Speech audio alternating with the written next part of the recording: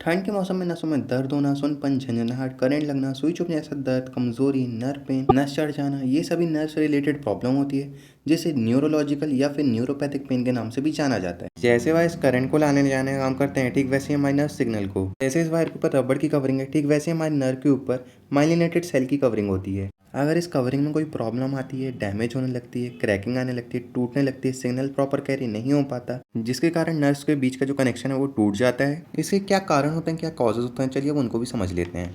पहला कारण है विटामिन डी और विटामिन B12 की कमी होना। हमारा सेकंड कारण है ब्लड प्रॉपर फ्लो नहीं हो पाता, ब्लड की प्रॉपर सप्लाई नहीं होती, के कारण ऑक्सीजन और कुछ इंपॉर्टेंट मिनरल वहां तक नहीं पहुंच पाते। कहने का मतलब कि उस अंग तक नहीं पहुंच पाते हैं। डायबिटीज के पेशेंट में ये कॉमन सिम्टम है। ऐसा इसलिए होता है क्योंकि जो डायबिटीज के पेशेंट होते हैं उनके ब्लड में शुगर का लेवल ज़्यादा होता है, जिसके कारण नर्व जो होती है वो डैमेज होने लगती हैं। कुछ अन्य कारण भी है, IBD, smoking, kidney related problem हो सकता है पेशेंट को किडनी रिलेटेड कोई समस्या, नसों से संबंधित समस्या होने पर आपको न्यूरोलॉजिस्ट डॉक्टर से कंसल्ट करना चाहिए। अगर बात की जाए टेस्ट की, डॉक्टर कौन से टेस्ट रिकमेंड करते हैं, पहला हमारा CBC का टेस्ट, जिससे पता चल सके कि आपके बॉडी में ब्लड काउंट कितना है और जो भी कंपोजिशन है वो कितनी मात्रा में मौजूद है। विटामिन B12 एवं विटामिन D के टेस्ट को भी रिकमेंड किया जाता है। किडनी एवं लिवर से संबंधित टेस्ट भी रिकमेंड किए जाते हैं, KFT, LFT का।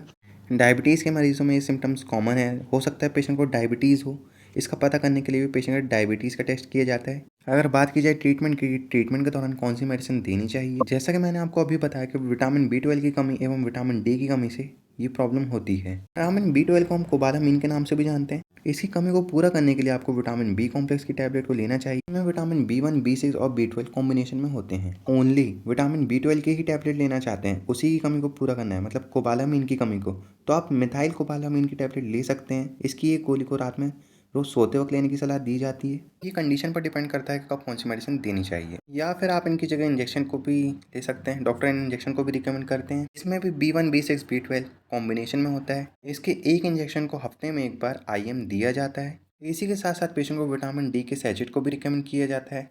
इसे आपको हफ्ते में एक बार लेना है, रात में सोते वक्त कुनकुने दूध के। ये विटामिन D करता क्या है, विटामिन D की डेफिशिएंसी की वजह से भी झुंझुनाहट होती है, वो कमी पूरी होगी, झुंझुनाहट कम होगी।